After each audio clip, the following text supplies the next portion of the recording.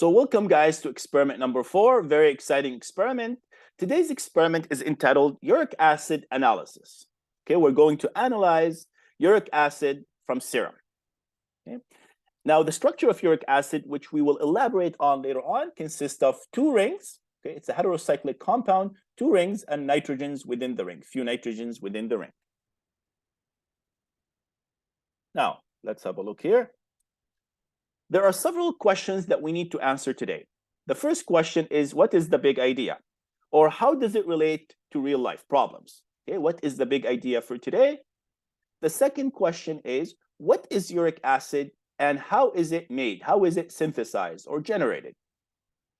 Third question is, what are some foods that are rich in uric acid precursor, are rich in the uric acid precursor? Because we don't just eat uric acid, okay, we don't just eat products or food that are rich in uric acid, we eat products that are rich in a specific compound, a precursor that is converted into uric acid. And we'll talk about what this compound is. And number 4 is, the fourth question is, what are some diseases that are linked to excessive uric acid accumulation? The fifth question that we hope to answer is, how do we calculate uric acid concentration in serum specifically? Now, to illustrate the big idea for today, I'm very excited to show you guys here a YouTube video that talks about a specific condition where uric acid accumulates. Let's have a look. Let's listen to this video, or let's watch and listen to this video.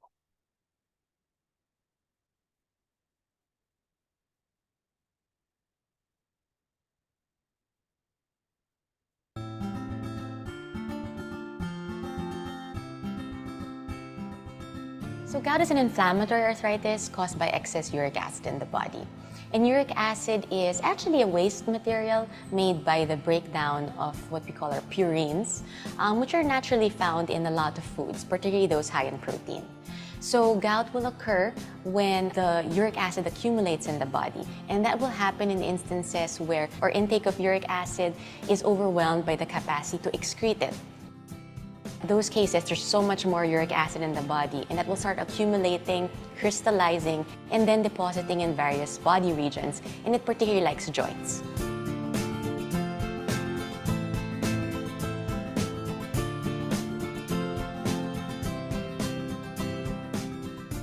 Because uric acid will be seen as the body as foreign, the body's own immune system will try to get rid of it. Okay?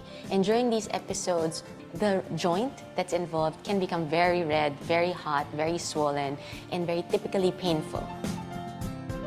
These episodes are what we call our flares. If you leave it alone, a gout flare will resolve itself within a few days.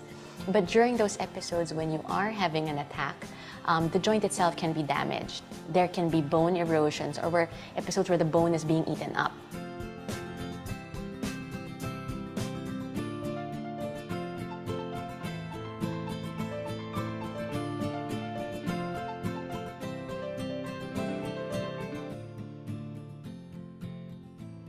So gout attacks can occur whenever the uric acid level in the blood acutely changes up or down. Okay, so in fact, like any episode where you increase the load of uric acid, for example, by intake, by too much alcohol, by too much protein the day before, having a really big meal, can actually cause a gout flare.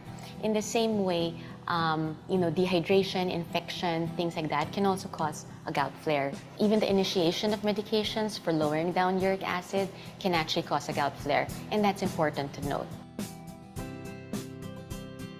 So treatment of gout is actually simple. It requires 2 arms. One is actually treatment to lower down the uric acid. The other part of treatment actually requires treating the flare-ups or the actual pain that occurs when someone has a gout attack.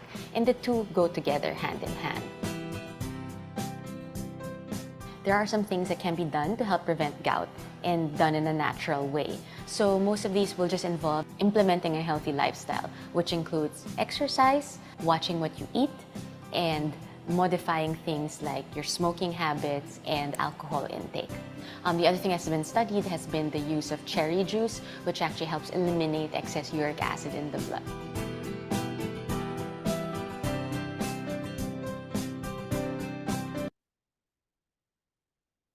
All right, guys, thank you for listening to the video. Let's go back to our slides.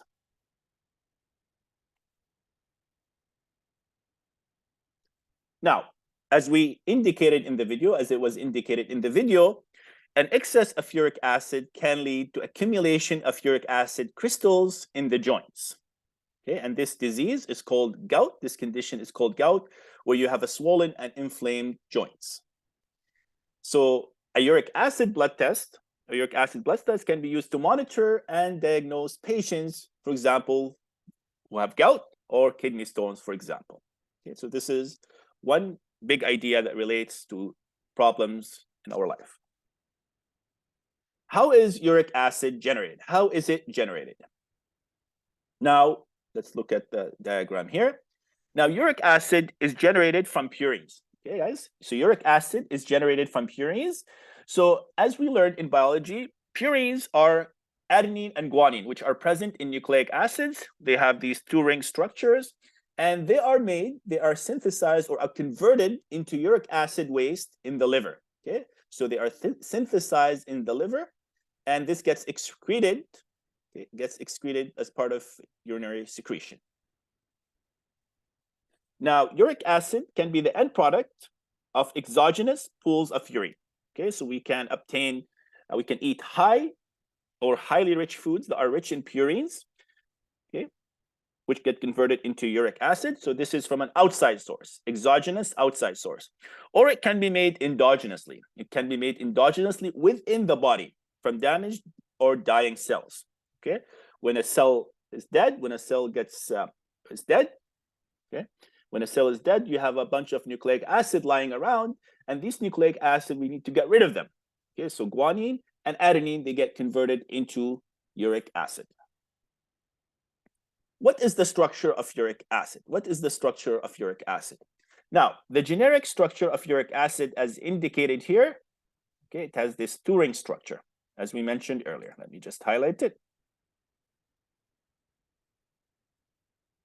Okay, so this is the generic structure of uric acid. Now, at physiological pH, guys, at physiological pH 7.4, okay, we form this structure that is called urate ion. Where here, the hydroxyl group loses its hydrogen, so it becomes an anion, negatively charged anion, oxygen anion. Okay, this is called urate. At physiological pH, uric acid exists as a urate ion. And in gout formation, what you have in gout formation is where sodium forms an ionic bond with the oxygen. Okay, sodium and oxygen, they form an ionic bond, and this is called monosodium urate. And these are the crystals present. This is the structure of the crystals present in gout. Okay, monosodium urate. Okay, and under the microscope, or not under the microscope, but under CT scan, you'll be able to see these crystals. Okay, they kind of look like ice crystals. So these are monosodium urate crystals. Now, what are some foods that are rich in purines? What are some foods that are rich in purines? So as a general rule of thumb, guys, animal diets that are high in protein are also high in purines. Okay, keep this in mind, guys. Animal diets that are high in protein are also high in purines. But we cannot say the same thing for plants, only for animal diets. Specifically, organs from animals, such as beef liver, rich in proteins, rich in purines. Beef kidney, for example. Anchovies, okay, anchovies, type of fish, is also rich in purines. Now, in the video, they talked about gout, and they explained gout. So to prevent it, we can take the following measures. Okay? So you can eat less of shellfish, organ meats such as liver, alcoholic drinks, okay, and soft drinks. Drink less of these. And you can eat more of fruits, vegetables, whole grains, low-fat dairy, legumes, and nuts. Okay, legumes being peas, lentils, beans, etc. Okay? For the prevention of gout. What are the normal uric acid levels in the blood? Okay, what are the normal ranges? So for males, it's between 3.5 to 7.2 milligrams per 100 ml. Okay, 3.5 to 7.2 milligrams per 100 ml. 100 ml, we can also say deciliter. Okay, this is the same thing, 3.5 to 7.2 milligrams per deciliter. For females, it's slightly lower, between 2.6 to 6 milligrams per deciliter. Okay. And these ranges course, they are influenced by diet, age, and disease state. If there's a disease state, gout, for example, it would be less than, for example, or more than 7. Okay, more than 7. So as you guys can see from these ranges, the highest it can go is 7 for males. Now, what are some diseases that are caused by, such as gout, or associated with uric acid accumulation? Okay, so the term for excess uric acid accumulation in the blood, okay, it's called uricemia. Uricemia. Okay, uricemia, excess uric acid accumulation in the blood. Okay, so any problems or any disease condition of the kidneys, such as inflammation of the kidneys, renal failure, this can cause uric acid accumulation. For example, the uric acid levels under these conditions is very high, very excessive, between 25 to 30 milligrams per deciliter, quite high. Okay, you notice for males, the range is, the highest is 7. So here it's quite high. Obstruction of the urinary tract, kidney stones, hypertension, gout, as we indicated earlier. Okay, gout, the amount of uric acid is between 7 to 10 milligrams per deciliter. So it's a little bit lower than problems or chronic problems with the kidney. Leukemia and malignant tumors with extensive necrosis. Extensive necrosis, meaning you have tissue death, cell death, and because of cell death, you have the cell breaking apart. So you have excess, you have nucleic acid waste, the adenine and the guanines, which are the purines, they get converted into uric acid. Okay. Another disease that is associated with excess uric acid accumulation is Lish-Nyhan. I think that's how you pronounce it, Lish-Nyhan syndrome. And in this disease, guys, what you have is a mutation in enzyme, a mutation in an enzyme that leads to uric acid accumulation. And as you guys can see from these not so pretty pictures, this leads to gout, this leads to seizures, and several other conditions as part of this Lish-Nyhan syndrome, okay, because of a mutation in a certain enzyme that allows for uric acid accumulation. Now, the last question we hope to answer is, how do you analyze or determine uric acid levels in bodily fluids, specifically serum?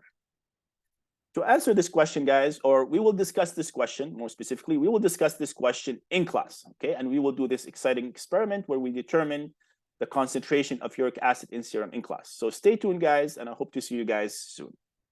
Good luck, guys.